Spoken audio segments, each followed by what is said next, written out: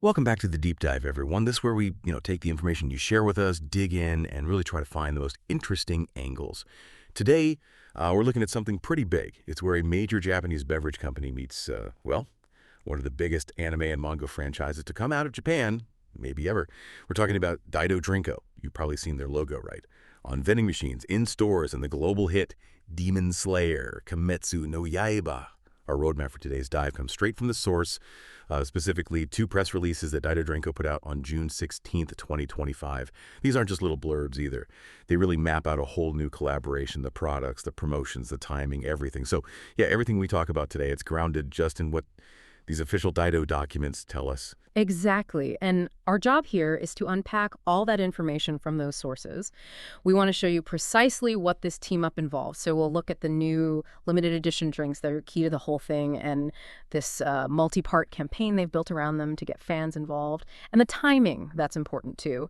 We're sticking strictly to what's in these press releases so we can see exactly how DyDo is presenting this pretty significant event to the public and, maybe more importantly, to that huge Demon Slayer fan base. Okay, let's get right into it then, because the sources, they make a point right at the start about something specific. This isn't just some random new partnership. They explicitly say this is a return collaboration, which, tells us straight away, DyDo and Demon Slayer, they've done this before. Right, that return aspect is really crucial context that the source material gives us. It frames this whole new announcement. The first time they teamed up was back in October 2020, and the sources actually tie that initial partnership to a specific anniversary for DyDo. It was the 45th anniversary of their flagship coffee product, DyDo Blend Coffee Original. Ah, okay. So that first run had a coffee focus. What were the specific products involved back then, according to these press releases? Yeah, the source lists them out. It was mostly their coffee lineup. So you had the DyDo Blend Coffee Original, naturally. Then there was DyDo Blend Zeppen Bateau, which is something like exquisite subtle sweetness, I think, and DyDo Blend Zeppen Cafe au lait. And these cans with the special Demon Slayer designs, they apparently got a nickname pretty fast among fans. The source even uses it, the Kimetsu Can. Simple, memorable. Kimetsu Can, right.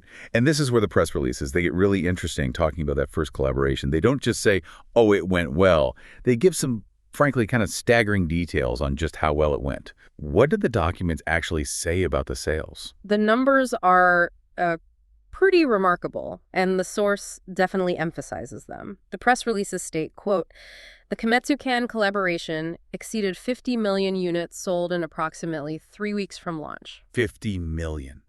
In 3 weeks. Just let that sink in. Yeah, 50 million drinks in about 21 days. It's huge. And the sources then describe that first collaboration as being, quote, extremely well received. Extremely well received. I mean, ever saying 50 million units in 3 weeks, that feels like a bit of an understatement, doesn't it? Well, yeah. In the context of a corporate press release like this, using extremely well received right after giving those concrete, massive sales figures, it really underlines that this wasn't just, a financial success. It clearly tapped into major public excitement, huge demand. It wasn't some small test run. It was a proven blockbuster hit that connected deeply with consumers and obviously Demon Slayer fans. It showed this partnership could move absolutely massive volume very, very quickly. Okay, so that massive proven success from 2020 directly leads into why this new announcement is such a big deal. The sources use this specific phrase, yumo, that was in Japanese, faivo liu, and they translate it as a long-awaited collaboration after roughly 5 years. What does using that term long-awaited tell us about how the company sees fan anticipation and maybe why they're doing this again now? Using long-awaited, that's Oyu Taibu. It's not just fluff in a press release like this. It's definitely a strategic word choice. It acknowledges that gap, the 5 years since 2020, and it directly implies that, yes, fans have been waiting, probably because they loved the first one and wanted more. So this language suggests the return is positioned as a response to that perceived fan demand, building on the connection they made 5 years ago. And the sources also explicitly state a goal for this new collaboration is to, quote, more deeply connect with the feelings of fans nationwide. So they're directly linking the business side to an emotional aim, leveraging that history. Right. So putting it all together, the picture these press releases paint isn't like, let's try this again and see. It's more like, we know this works, fans want it, let's make it a major event.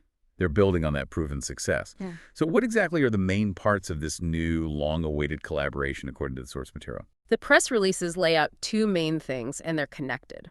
First, there are new limited edition drinks with the Demon Slayer designs. And second, there's a whole promotional campaign tied directly to buying and interacting with those drinks. The drinks are basically your ticket into the campaign. Okay, let's dive into the drinks then. The sources announced 2 specific new ones for this collaboration. What are they actually called, and when are they coming out? So the 2 new products are named DyDo Demon Slayer Iced Latte and DyDo Demon Slayer Unsweetened Mandarin Orange Water. The Japanese name for that second one is Nio, and the press releases give the general release date as June 30th, 2025. It's a Monday, and yeah, they're clearly marked as limited time only. Okay, June 30th. But there's a little wrinkle in the timing in the source material, isn't there? Something for the really eager fans. How about getting them even earlier? Absolutely, yeah. The press releases point out that while June 30th is the main launch for, stores and general retail, some of the vending machine designs for these new drinks actually started showing up earlier, from June 17th, which was a Tuesday. That's a neat detail because it means fans who regularly use DyDo vending machines, they had a shot at finding and maybe collecting some of these new designs almost 2 weeks before the big official launch. It's a way to get some early buzz going. That's clever, that early vending machine access. But like you said, the sources really hammer home that the main attraction here, maybe even more than the drink itself, though I'm sure they're fine, is the packaging. They use a phrase over and over. What was it? About making you want to collect them. Yeah. Wanshizuya atsumetaku naru pakiji. It translates pretty directly to packaging that makes you want to collect it. So the press releases are really positioning the designs themselves as the core appeal, aimed squarely at driving that collector behavior among fans. And they give us the magic number. How many different designs are we talking about across these 2 new drinks total, according to the source? The press releases state there's a grand total of 32 different designs across just those 2 products. 32. Wow. That's a lot for people to chase after. Indicates a pretty serious investment in the visual side of things. It's definitely a substantial number for any collection campaign. So 32 designs. How do the sources break that down? Between the 2 drinks, and I think you mentioned vending machines versus general sale, there seems to be a deliberate split. Yes, they're quite specific about the breakdown. Let's start with the DyDo Demon Slayer Iced Latte. The sources say 20 designs total for this one, and those 20 are split based on where you buy it. 12 designs are specifically for vending machines. The source calls them Mer Jihanki Mukdazain, and it actually gives a theme for these 12. It says they convey, quote, each character's thoughts on battle. So focusing on their mindset, maybe their determination in a fight. Thoughts on battle. Interesting. Okay, so that's 12 for vending machines. What about the other 8 for the iced latte? The other 8 iced latte designs are for general sale, stores, supermarkets, that kind of thing, just called design. The theme described for these is capturing, quote, the trajectory of past battles and growth in the work. So this sounds more focused on the journey, maybe key moments from the story, how the characters evolved. That's a really interesting split. Vending machines get the internal thoughts on battle, while general stores get the external trajectory of past battles and growth. Just based on what the source says, why do you think they do that? Differentiate the designs based on where you buy them. Well, based purely on the descriptions they give. It seems like a clear strategy to get collectors engaged with both types of locations. If you really want all 20 iced latte designs, you can't just hit the supermarket, and you can't just check vending machines. You have to actively look in both places, which, drive traffic and sales across all of DyDo's points of sale. Plus, the themes themselves offer different angles. Maybe some fans connect more with the internal struggles, others with the big plot moments. It covers more bases. Makes sense. Okay, that covers the iced latte's 20 designs. What about the other drink? The DyDo Demon Slayer Unsweetened Mandarin Orange Water. How are its 12 designs split up and described? Right, 12 designs for the Mandarin Orange Water. And again, similar split based on where you get it. 6 of the designs are for vending machines.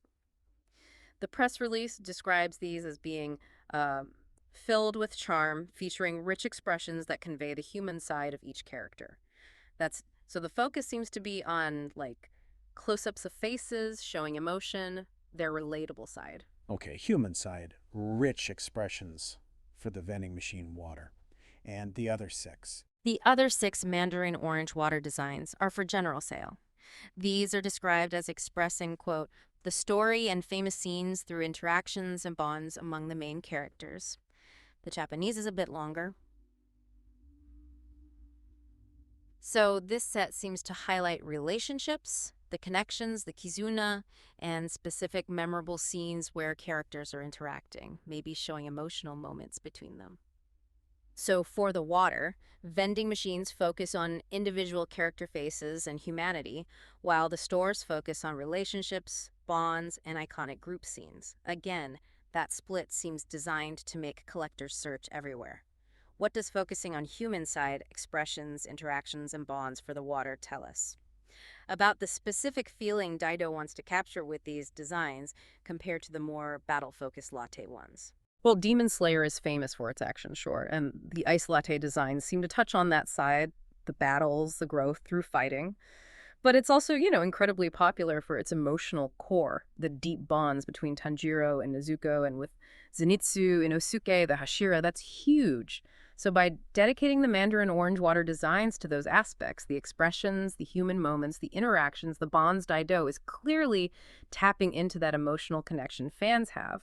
It targets the part of the series that makes you care about the characters as people, not just as fighters. It's a smart way to diversify the appeal across the two drinks, covering both the action and the heart of the series.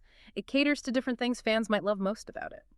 Yeah, that's a really well-rounded approach to the designs. Yeah. The press releases also throw in some important caveats for collectors, right? Things people should know if they're planning to chase all 32. They do, yes. Pretty standard but crucial stuff for managing expectations. First, they stress again these are limited time products. You can't wait forever. Second, they explicitly state that buying a whole case of drinks, especially if you order online, does not guarantee you'll get all 32 designs. That's key. No easy bulk buy to complete the set. And finally, they mention availability might vary in vending machines. Adding that element of luck or needing to check multiple machines, it adds to the chase. Right. Those disclaimers are important. 32 is a big set, and knowing you can't just buy a case and be done, that definitely increases the challenge, maybe encourages more individual searching and buying. And speaking of buying, the sources also mentioned an early bird special, didn't they? A way for dedicated fans to get some designs even before the main June 30th launch. That's right. The press releases detail an early online reservation period. It ran from June 19th, a Thursday, through June 29th, which was the Sunday. And this early access was specifically for the general sale designs only. So that's the 8 iced latte designs about past battles and growth, and the 6 Mandarin orange water designs focusing on interactions and bonds. So 14 out of the 32 designs were up for grabs early. What was the catch? How did you get them? The source says this early reservation was case sale only and only through online channels. You couldn't just order 1 or 2 cans. The press releases actually included specific Amazon URLs for fans to place these early case orders. So it was targeted at those really dedicated collectors, willing to buy multiple cases up front to guarantee getting a chunk of the general sale designs before they even hit the shelves widely. It's another sign DyDo knows its audience, catering to that hardcore collector segment by giving them a way to secure some designs early on. Providing the actual Amazon links in the press release. That's pretty direct action for motivated fans. Okay. So we've got the drinks covered, 2 new types, 32 collectible designs split by theme and channel, and info on availability plus that early reservation option. But like you said at the start, this collaboration is bigger than just the cans. There's a whole campaign built around them. Correct. The second press release focuses almost entirely on this campaign. The sources give its full, rather long name. Let me see. Drink. Win instantly. DyDo X Demon Slayer campaign connecting feelings. Let's look back at those scenes. In Japanese, that's Adidido Wio Huo His Wudo at Urayuo. And it kicks off officially on June 30th, 2025, same day as main product launch. Okay, connecting feelings. Let's look back at those scenes. And the way you enter, according to the sources, is pretty simple, right? Just using the cans. Exactly. It's all about the QR codes printed on the collaboration cans, the new iced latte and the Mandarin orange water. You scan the code, and that gives you access to the campaign stuff. The press releases say there are basically 2 things you can get from scanning: an instant win lottery for original prizes and some kind of guaranteed content. All right, let's talk prizes first. Instant win lottery. What kind of original Demon Slayer goodies could you potentially win, according to the sources? The press releases list 2 main types of original prizes you can win instantly. First up, daily scene calendars. The source describes them as Find calendars that let you, quote, look back at moments and lines every day. This ties directly into that campaign theme. Let's look back at those scenes. It gives you a physical daily reminder of bits from the anime. A daily calendar with scenes and lines. Yep, that fits the theme perfectly. Nice little item. What's the second prize? The source seemed to suggest it was something, well, pretty special. It really does sound special, yeah. And it shows they're thinking about the series details. The second prize is original Nichirin sword motif wind chimes. That's core tri kol. And the press releases add some very specific, very cool details about these wind chimes. They are described as being, quote, made by real swordsmiths. Honmono no kishokunin ga tsukuru. And they're also noted as being highly rare valuable. Kisusei natakai. Whoa, hang on. Made by real swordsmiths. That's a pretty incredible detail. Nichirin swords are, like, central to the Demon Slayer identity. What does commissioning actual artisans to make prizes based on them tell us about DyDo's approach here, just based on how the source describes it? I mean, it elevates this prize way beyond your typical branded merchandise, doesn't it? By explicitly stating, made by real swordsmiths, DyDo is connecting this prize directly to the craftsmanship, the lore, the whole thematic weight of the swords within the series. It gives it this layer of authenticity, artistry, and yeah, definitely perceived high value, highly rare. It shows they're willing to put in serious effort to create something truly unique that will resonate deeply with fans who care about those details. It's not just a cheap trinket, it's presented as a high-effort, high-value, standout prize designed to generate real excitement. The sources kind of sum it up by saying these prizes are part of a set designed to let fans, quote, immerse themselves in the world of Demon Slayer. Real swordsmiths making wind chimes. Yeah. Yeah, let's definitely go the extra mile for immersion. Okay, so those are the lottery prizes you might win. What about the guaranteed content? What does everyone get when they scan? Right, the guaranteed bit. Everyone who scans gets access to something called Digital Kizuna Omikuji, Juritaru Kizuna Omikuji, which translates roughly as digital bond fortune slip. Bond fortune slip. Okay, Kizuna. Bonds are huge in Demon Slayer. What does the source say this actually is? The press releases describe it as a daily fortune-telling feature. It apparently uses, quote, various character scenes and lines to give you your fortune for the day. The source says, use Janus aboard it. You can enjoy your daily fortune using various character scenes and lines, and using that word Kizuna, bond, it directly taps into those core relationships, Tanjiro and Nezuko, the main trio, the Hashira, that are so central to the series' appeal. So it's a little daily interactive thing that connects back to the campaign theme of connecting feelings and uses familiar moments to keep fans engaged. That makes a lot of sense. The campaign name, Connecting Feelings. Let's look back at those scenes. Well, it really does run through everything. Scene calendars, the fortune slips, using scenes and focusing on bonds. It's all about revisiting those moments fans love. And the press releases are very clear that the timing of this whole campaign is no accident. It's highly strategic. They explicitly state the collaboration and campaign are, quote, perfect for building excitement towards the theatrical release of Demon Slayer. Mugenjo Infinity Castle Arc. Yeah. That's the upcoming movie. Ah, right, the movie. The sources mentioned the Infinity Castle Arc movie opens July 18th, 2025. So this campaign starting June 30th. Yeah, that's just under 3 weeks before the premiere. What is that tight timing signal about DyDo's goals here? Launching right at the end of June, leading straight into that mid-July movie release. It's a classic marketing move, really. It's designed to capture and, frankly, fuel the hype building around the next big installment of the series. It gives fans something tangible to do, buy the drinks, collect the designs, try to win prizes right when their interest is likely peaking before the film comes out. It lets them feel connected to the series and the upcoming event through this real-world collaboration. It's about maximizing visibility and engagement at exactly the right moment. And the sources also break down the campaign itself into specific periods, right? It's not just one quick blast. That's right. The campaign is structured into 3 distinct phases, running basically all summer long, according to the press releases. Phase 1 is called the July phase, but it actually starts June 30th at 10 a.m. Japan time and runs until August 1st at 9:59 a.m. Phase 2 is the August phase. August 1st, 10 a.m. until September 1st, 9:59 a.m. And Phase 3 is the September phase. September 1st, 10 a.m. until September 30th, but note the end time is 2:59 p.m. JST. So a full 3 months of campaign activity. The press releases don't explicitly say why it's phased. Maybe different prizes pop up each month or something. But just having phases suggests a sustained push. What does running it for 3 months, right through the movie release and beyond, tell us about the level of engagement they're aiming for? A multi-phase 3-month campaign like that definitely points towards wanting sustained interaction. It's not just about the initial launch buzz or even just the movie opening week.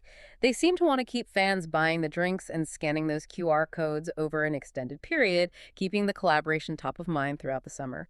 It makes it feel less like a quick promotion and more like a longer-term presence connected to the series. The press releases also give the campaign website URL.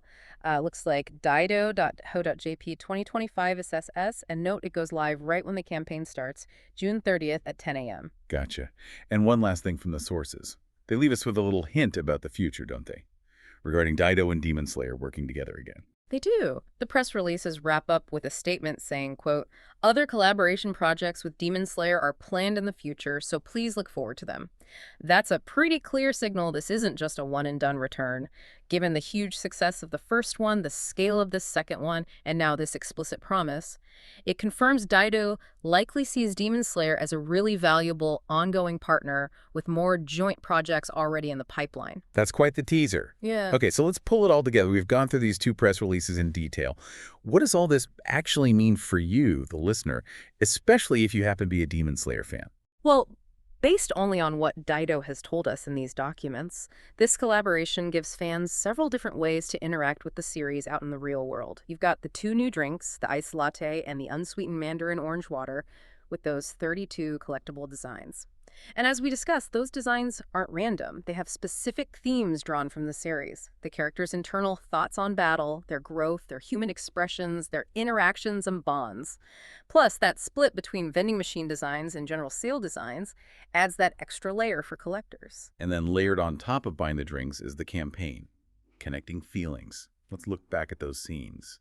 Kicking off right before the big Infinity Castle Arc movie, it uses the QR codes on the cans for that instant lottery. And the prizes, as the source highlights, are pretty unique, those daily scene calendars, and especially those highly rare swordsmith-made Nichirin sword wind chimes. That's a standout item. Plus, everyone gets the guaranteed content, the Digital Kizuna Omikuji, using scenes and lines for a daily fortune, playing on that core theme of bonds. Exactly. So it connects back to you, the listener, by offering different levels of engagement. If you love collecting physical things, there's the challenge of hunting down all 32 designs. If you enjoy sweepstakes and the chance to win something really unique and valuable, there's the lottery with those special prizes. And if you just want a little daily touch point with the series, the guaranteed digital fortune slips provide that, referencing moments and themes you probably know well. It offers different ways in, depending on what kind of fan you are. Like we talked about. The timing is clearly strategic for DyDo, but it's also perfectly relevant for you as a fan anticipating the movie. Launching everything late June, leading right into the July 18th Mugenjo premiere. It positions this whole thing as part of the build-up. It's a way for you to get hyped, participate in the excitement, and feel connected to the series as that next big chapter is about to hit screens. It's meant to amplify that anticipation. And looking at the bigger picture, just based on what's in these press releases, this collaboration, its sheer scale, the fact it's a return after that huge 2020 success, it really speaks volumes about the continued cultural and commercial power of Demon Slayer. 32 designs, a 3-month campaign, using artisan-made prizes tied to the lore. It all signals that DyDo sees this franchise as a major partner capable of driving huge engagement and sales years after its peak, maybe. It shows the fan base is still massive and enthusiastic. Yeah, and that campaign theme, connecting feelings, let's look back at those scenes. It feels like more than just marketing jargon based on the prizes and content described. It's actively trying to tap into that nostalgia, that emotional connection you might have with the characters and their journey by offering ways to literally revisit scenes or think about their Kizuna. It seems designed to make buying the drink feel like a more meaningful part of being a fan. It really does show a level of thought beyond just slapping a character on a can. They're trying to create an experience that feels integrated with the series itself and resonates with what fans actually care about. So we've taken a pretty deep dive into this big DyDo Drinco X Demon Slayer collaboration, using only those 2 official press releases from June 16th, 2025 as our guide.